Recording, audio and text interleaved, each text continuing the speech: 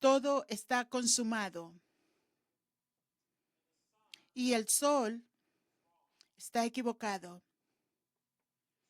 Es mediodía y el cielo se ha oscurecido. La luz, el velo del templo se ha rasgado en dos, de arriba a abajo. Y Jesús de Nazaret ha muerto. Los soldados han terminado su labor, la multitud ha regresado a casa, golpeándose el pecho. Algo ha cambiado en su interior, algo a lo que no pueden dar nombre. Las mujeres que siguieron a Jesús desde Galilea permanecen a la distancia observando. 3 cruces en una colina a las afueras de Jerusalén, 3 cuerpos colgando. Obra romana, eficiente, brutal. Los romanos tenían una palabra para ello: summum supplicium, el castigo supremo, reservado para los peores, para los esclavos, para los insurrectos, para los hombres que Roma decidió que no merecían la dignidad de una muerte más rápida. Si usted era crucificado, usted moría públicamente, despacio, en público, humillante. La cruz no era una ejecución, era un espectáculo, un mensaje. Esto es lo que hacemos a hombres como ustedes. Así terminó aquel día. Apenas unas horas antes, mientras aún había luz, mientras la multitud seguía abucheando, mientras los soldados seguían apostando por sus ropas, algo sucedió en aquella colina que casi nadie notó. Una conversación. Clavado en la cruz central, golpeado, flagelado, coronado, cuelga Jesús de Nazaret. 2 criminales a cada uno de sus lados, también muriendo, también al final. Lucas los llama malhechores, malhechores, hacedores de mal. Una palabra seria, una palabra legal. Mateo y Marcos usan ladrones, hombres violentos. Estos no eran hombres que hubieran cometido solo un error. Eran hombres del calibre de los que terminan en una crucifixión al lado de Jesús. Y ellos sabían quién era Jesús. Toda la ciudad lo sabía. Era Jesús de Nazaret, aquel a quien algunos llamaban el Cristo. Ambos criminales escucharon esa afirmación. Ambos se burlaron de él. Mateo y Marcos nos relatan que ellos, en plural, lo injuriaban. Y es en el tiempo imperfecto del griego que continúa siendo sostenido, ambos sumándose a como en aquel coro de odio para Jesús.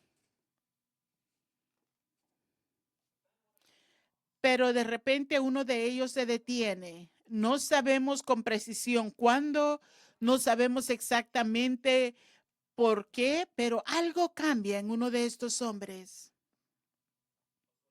Observemos y veamos. Por favor, levántese conmigo para póngase de pie para leer la lectura de la palabra de Dios. Amigos, esto es lo que Lucas ha registrado, inspirado por el Espíritu Santo. Dice, también llevaban con él a otros 2, ambos criminales, para ser ejecutados. Cuando llegaron al lugar llamado la calavera, la crucifixión allí, junto con los criminales, uno a su derecha y otro a su izquierda. Padre, dijo Jesús, perdónalos, porque no saben lo que hacen.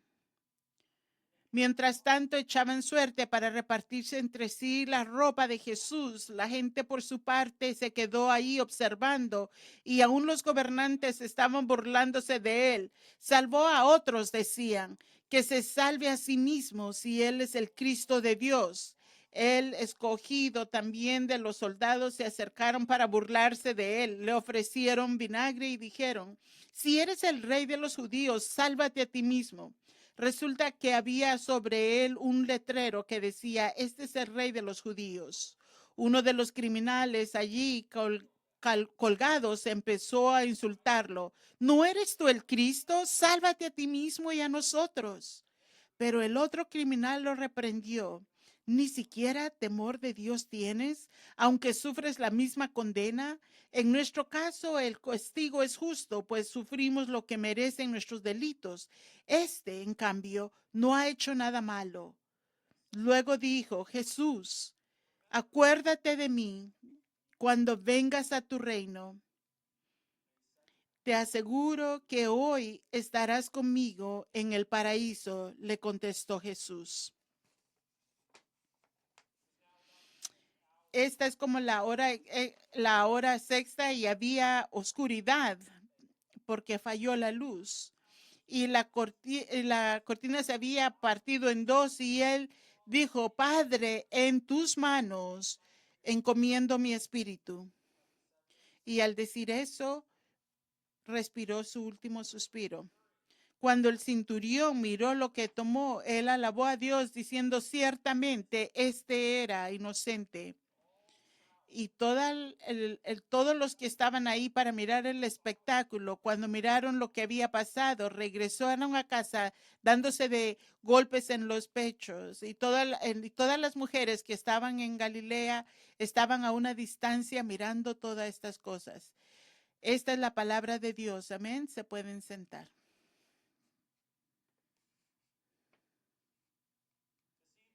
Esta noche vamos a examinar de cerca 5 de estos versículos.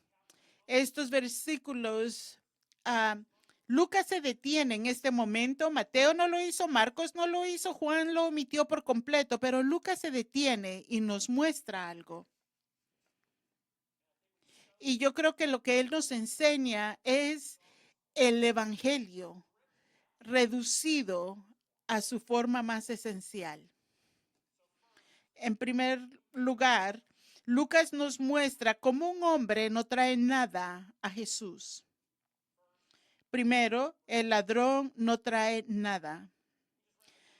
Miren de nuevo el versículo que acabamos de leer, pero mire el 39. Un hombre continúa burlándose. Uno de los criminales que estaban colgados lo injuriaba, diciendo, ¿no eres tú el Cristo? Sálvate a ti mismo y a nosotros. Es desprecio disfrazado de pregunta, como esa pregunta de, en griego es como blasfemia, esa palabra es como injuriaba, blasfemia en tiempo perfecto. Está como es continuo, sostenido. Así que él toma reclama de que que Jesús es como el Cristo, pero nos lo convierte en una arma. Este criminal ha recibido tiene suficiente luz como para tomar una postura y la postura que él elige es el desprecio. Prueba que eres el Cristo. Bájanos de aquí. Compone nuestra situación. No hay reverencia. No hay temor. Este hombre, así es como se ve no tener el temor de Dios. Nada.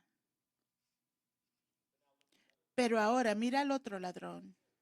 Él teme. Versículo 40, pero el otro lo reprendió diciendo, ¿acaso no temes a Dios puesto que estás bajo la misma sentencia de condenación? Sus primeras palabras, dése cuenta, de este criminal no son para Jesús, sino para su compañero de crimen. Queremos fijarnos, acercarnos a esto. Dice, no, ¿acaso no temes a Dios? ¿Se da cuenta? La implicación es que él sí teme. Y déjeme estar claro, cuando la Biblia dice que temamos de Dios, cuando la Biblia habla de temer de Dios, no se refiere a cobardarse que está en una esquina. Significa que usted sabe que Dios ve, que Dios pone en peso, que Dios mide, que Dios le pedirá cuentas un día. Proverbios 9 dice, el temor del Señor es el principio de la sabiduría y este ladrón ha llegado a ese principio. Ahora observa su argumento. Usted está bajo de la misma sentencia. Ambos hemos sido condenados. Ambos estamos muriendo. Ambos estamos a punto de comparecer ante Dios. ¿Acaso no debería actuar en consecuencia? Sin embargo, arremete con este hombre que está al la par, pero trate de imaginar el momento. Trate de imaginarse todos los sonidos que están alrededor en esa colina. Dice, los gobernantes se montan de Jesús, la multitud abuchea desde la distancia, los soldados apostando por sus vestiduras, esperando que él expire.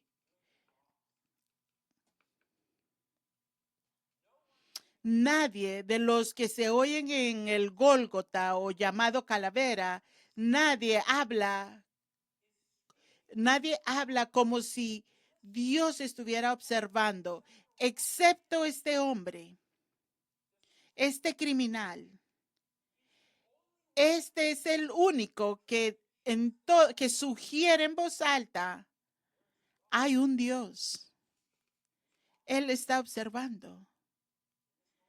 Y este momento importa. Temor de Dios. Y yo nomás quiero que se den cuenta que él no tiene formación teológica, no tiene sofisticación ninguna, solo esa conciencia básica de que Dios es real y yo lo voy a conocer y estoy a punto de encontrarme con él. Amigos, quiero que sepan que el, el temor de Dios saludable es la puerta de entrada a Jesús. El primer criminal nunca llega allí y no porque fuera un peor hombre. Los mismos crímenes cometieron los dos, la misma sentencia, la misma muerte. Ambos son malos para ser crucificados, sino porque a uno no le importó que estaba a punto de comparecer ante el gran juez. Él nunca llega a esa puerta.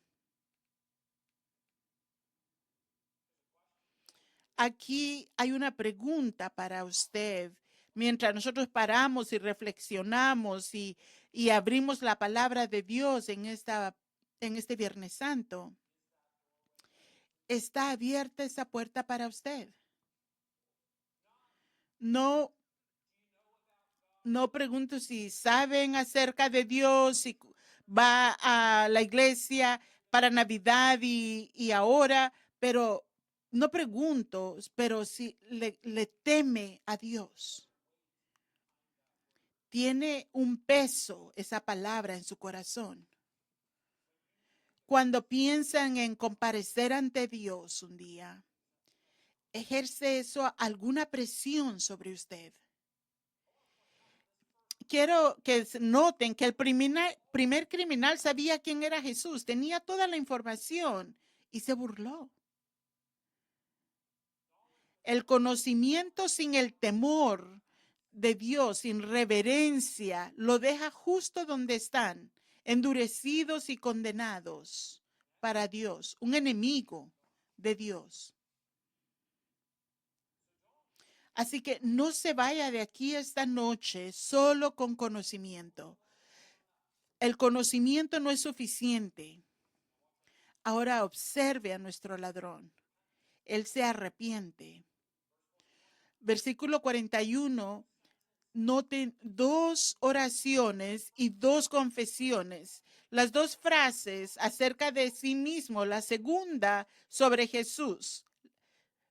Y aquí lo primero, y nosotros a la verdad justamente, pues recibimos el justo pago de nuestros hechos.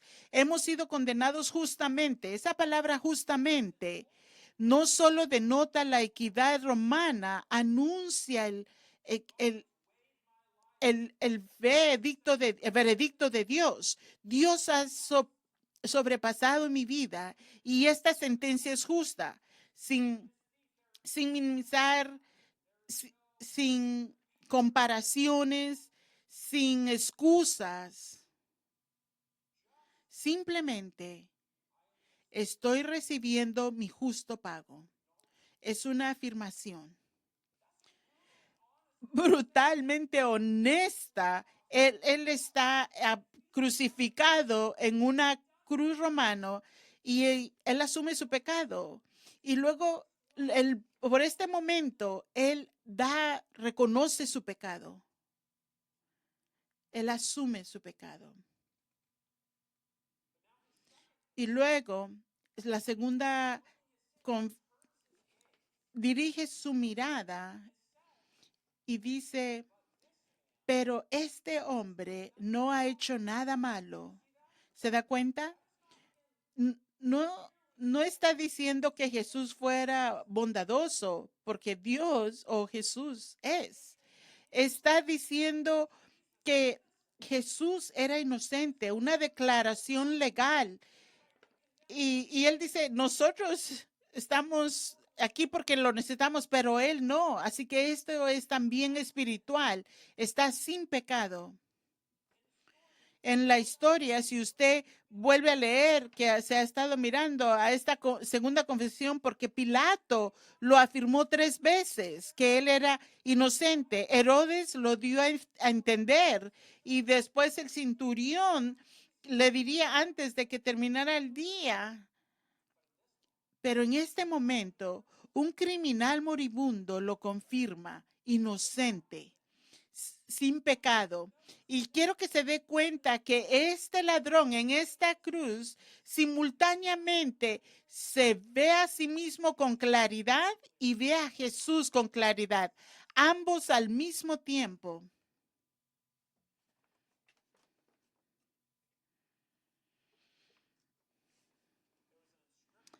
Hay un letrero arriba de la cabeza de Jesús. ¿Se acuerdan de eso? Este es el rey de los judíos. Me pregunto si irónicamente este fue el primer mensaje del evangelio puesto por escrito. Y también me pregunto si tal vez por gracia este ladrón lo leyó y lo creyó. Y para agregar más, recuérdense que después de que le clavaran los clavos y alzaran la cruz, Jesús dijo algo. ¿Se acuerdan lo que él dijo? Padre, perdónalos, porque no saben lo que hacen. Jesús oró por los hombres que lo estaban matando, ¿cierto?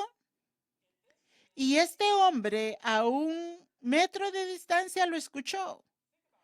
Piense en lo que hace eso, lo que le provoca escuchar a un hombre colgando, clavado en una cruz, desangrándose, luchando por respirar, burlarse y sangrando,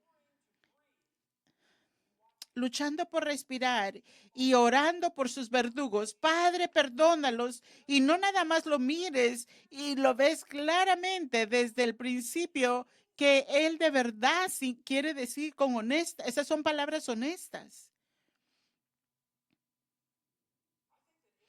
Yo creo que si la inscripción le decía a ese ladrón quién era Jesús, que él era el rey, entonces la oración demostró qué clase de rey era él. Un rey bueno. Y es eso especular, no sabemos, tal vez. Pero esto es lo que sí sabemos de seguro.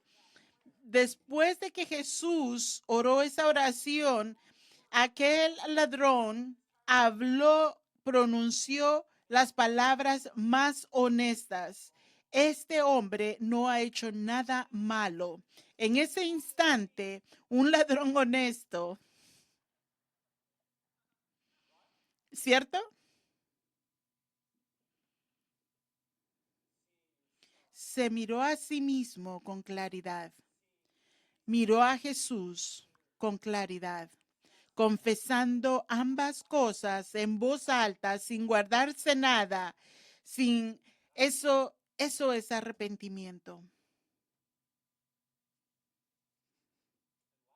Y por último, él cree.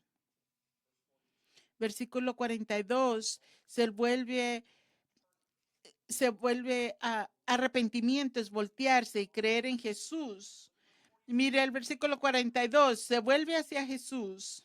Jesús, acuérdate de mí cuando entres en tu reino. ¿Se da cuenta de eso? Lo llama Jesús. No maestro, no Cristo o Mesías, ni siquiera Señor, simplemente Jesús. No viene a Jesús con los títulos, pero viene a la persona adecuada.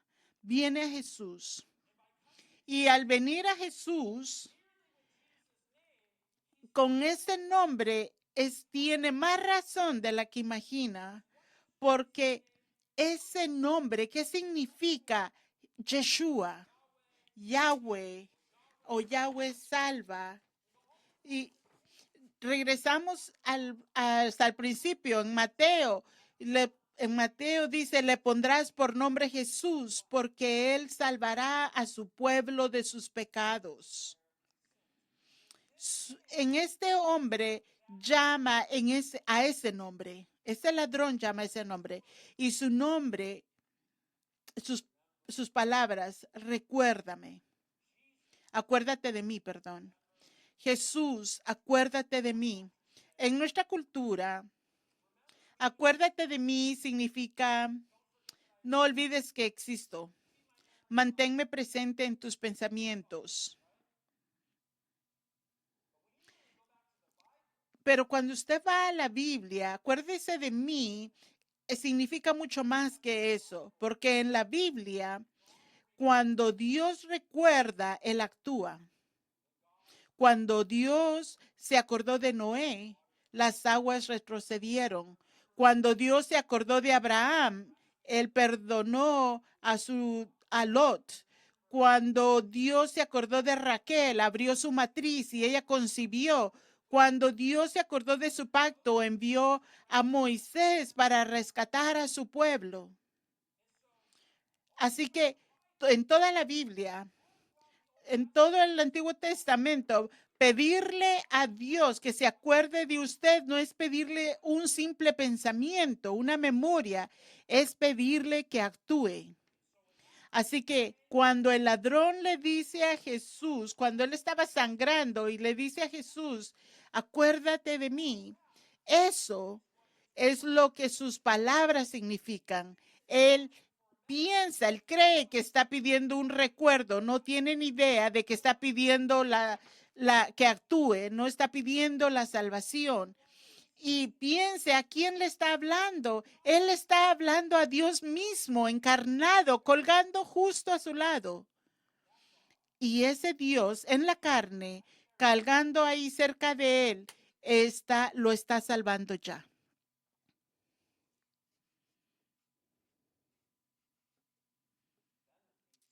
Y entonces el ladrón dice, cuando entres en tu reino, dese cuenta que él cree que Jesús se dirige a algún lugar, a su reino,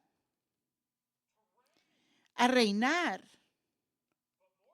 Pero más que eso, él cree que Jesús tiene la autoridad y la bondad de hacer algo para él cuando llegue a ese lugar. Y esto es lo que él pide, su requisito, que el rey lo recuerde, que el rey lo recuerde a este momento de muerte que compartieron juntos. Y ese es todo el punto de esta plática. Ese ladrón mira a un Dios condenado, humillado, pero mira a un rey. Él mira a un rey. Y él viene a ese rey sin promesas, sin nada de dar, sin ninguna carta, nada. Él viene a Cristo solo con acuérdate de mí. Y la única razón que ese rey puede recordarlo es porque él está en esa cruz.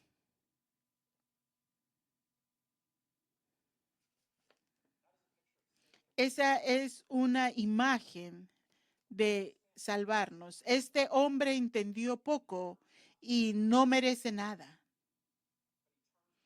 Pero voltea a Jesús con un requisito de fe. ¿Y qué miramos?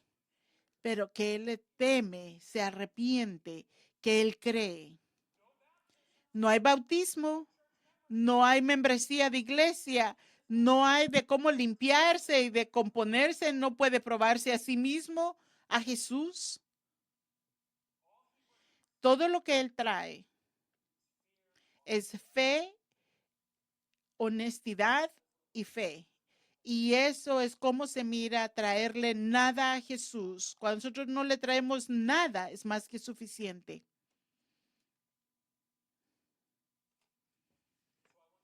Así que yo quiero que usted mire cómo el ladrón trae nada, pero ahora Jesús da todo. Mire el versículo 23. Y él le dijo, en verdad te digo, hoy estarás conmigo en el paraíso. Una sola frase, una sola oración y más de lo que necesitaba ese ladrón, más de todo lo que el ladrón podría necesitar. Primero, y es obvio, Jesús escucha. Si Jesús no lo escucha, no existe versículo 43 en nuestra Biblia. Pero quiero que se dé cuenta del hecho de que Él lo escucha en medio del ruido que rodeaba aquella colina, las burlas, los caos, la respiración mientras usted estaba siendo crucificado. En medio de todo eso, Jesús le escucha. Escucha a este ladrón, a este criminal violento. Esa es una imagen hermosa. Y yo nada más quiero decir, si él escucha en medio del sufrimiento, en el medio de su agonía, en medio de todo el caos, en la oscuridad y todo lo que estaba pasando, si Jesús en ese momento, en su peor momento, escucha a un criminal moribundo que se humilla justo en el último instante, no importa dónde es usted, no importa lo que usted haya hecho, no importa dónde se encuentra, si él escucha a ese ladrón, él le escuchará a usted. Jesús escucha. Jesús escucha y Jesús responde. Versículo 23, en verdad te digo, amigos de Hope Chapel, yo he compartido esto con ustedes antes, pero esa palabra en verdad traduce la palabra griega amén y es donde viene amén y amén significa esto es cierto. Puedes apostar tu vida a ello. Ahora nosotros lo usamos diferente porque nosotros decimos amén después de la verdad como una respuesta, como solemos terminar como un requisito o nosotros decimos amén como decir, oh, que así sea después de una oración, pero Jesús siempre lo dice antes de la verdad. Nadie habla de esa manera. Cuando Jesús dice amén, no está dando su aprobación a la verdad, la está declarando. La está declarando lo que será. Está poniendo en juego su propio nombre y autoridad en aquello que está a punto de decir. Es como que va a decir lo que sigue es completamente cierto. No nada más lo puedes llevarlo contigo hasta la muerte y encontrar que lo que yo dije te va a estar esperando al otro lado. En verdad te digo. Y luego, hoy, Jesús dice hoy. Recuerda, el ladrón preguntó por el futuro. ¿Cuándo vengas a tu reino? Así que él esperaba distancia, él esperaba tener que esperar, pero Jesús anula esa distancia con una sola palabra, hoy. No algún día, no cuando te lo hayas ganado, no tras un tiempo de espera, no, hoy. Sin periodo de prueba, sin purgatorio, sin procesos. El ladrón pidió un algún día, Jesús responde con un hoy. Y aún no ha terminado. Por último, Jesús le da la bienvenida. Y este es el corazón del asunto. Estarás conmigo en el paraíso. ¿Qué pidió el ladrón? El ladrón pidió ser recordado. Eso es todo. Un pensamiento, una mención, una memoria. Solo no me olvides. Y Jesús le contesta y le concede algo que trasciende más de lo que él pidió. Conmigo, no me acordaré de ti, no tendrás un lugar en mi reino, sino verdaderamente te digo, hoy estarás conmigo, mi presencia, mi compañía.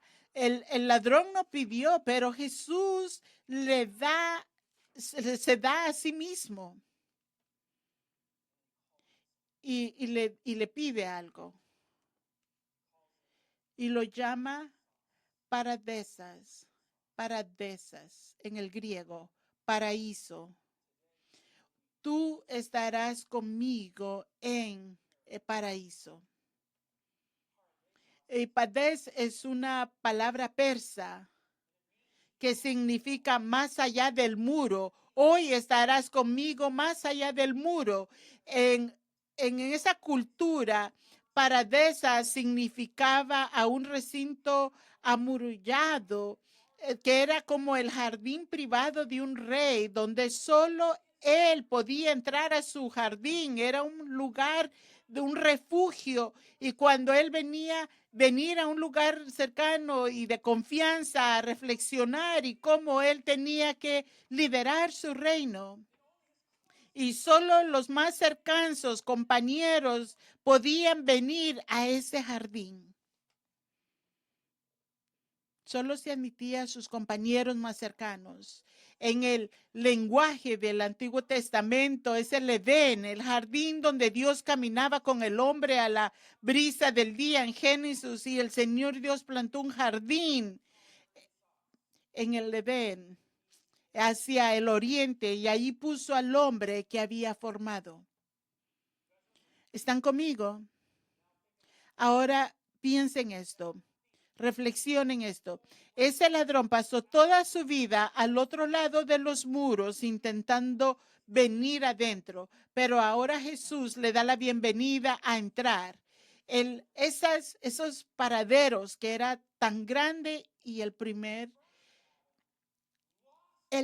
Adán perdió el jardín y con eso perdió el árbol de la vida. Y ahora el segundo Adán, Jesús, cargando con la maldición, muriendo en un madero, le abre de par en par y viene vida, le abre la puerta y ahora viene.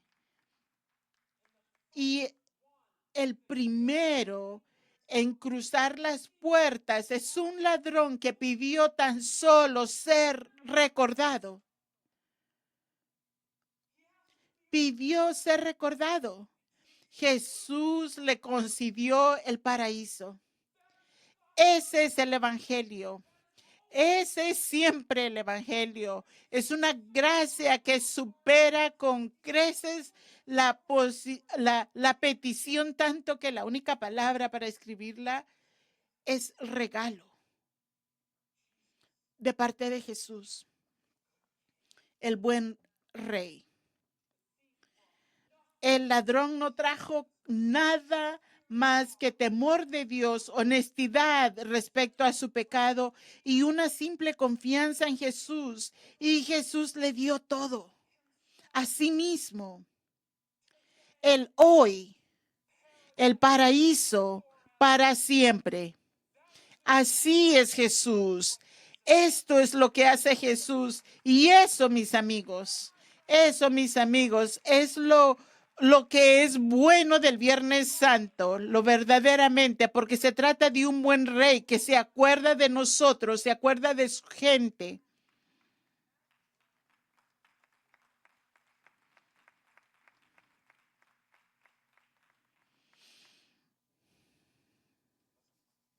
Terminemos.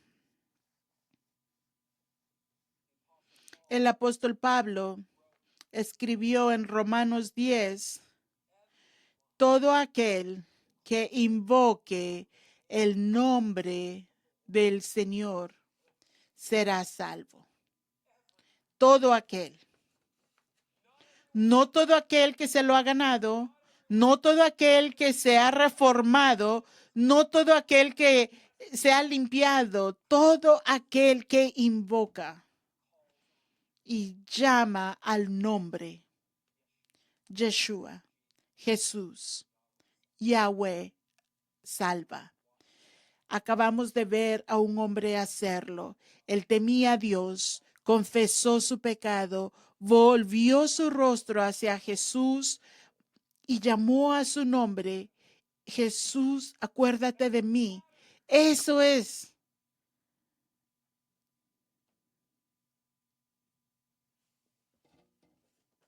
Ese es el modelo.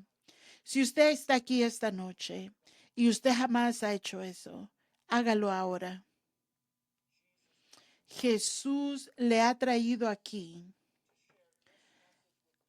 para compartir este mensaje con usted. Él le ha traído aquí porque Él se ha acordado de usted. Voltee hacia Él ahora. No deje de caminar por su propia cuenta. Confese su pecado. Voltee hacia Dios. Llame a su nombre. Si usted hace eso, ¿sabe qué le prometo? Que Él le va a escuchar. Así que no deje que pase este momento. No se vaya de aquí simplemente sabiendo de Jesús. No se vaya de aquí sin estar reconciliado con Dios por medio de su Hijo Jesús. Llame el nombre de Jesús. Él escucha y Él responde. Y cuando Él responde, responde mucho más allá de lo que jamás podría pedir. El ladrón pidió ser recordado. Jesús le dio el paraíso para siempre. Efesios 3, 20 al 21.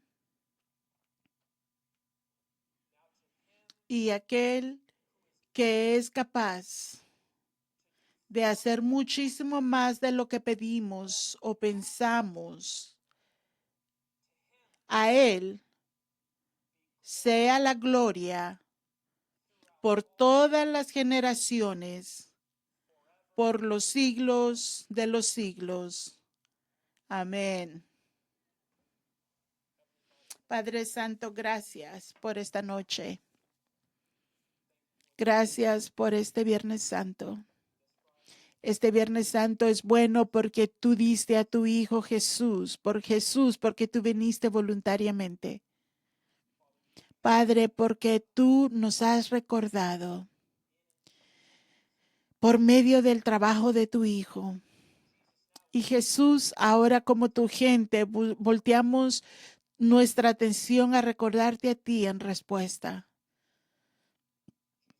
Jesús, mientras recibimos la Santa Cena juntos, oramos de que tú seas honrado en medio de nosotros, pero que de verdad tengamos tu presencia tan tangible en este momento.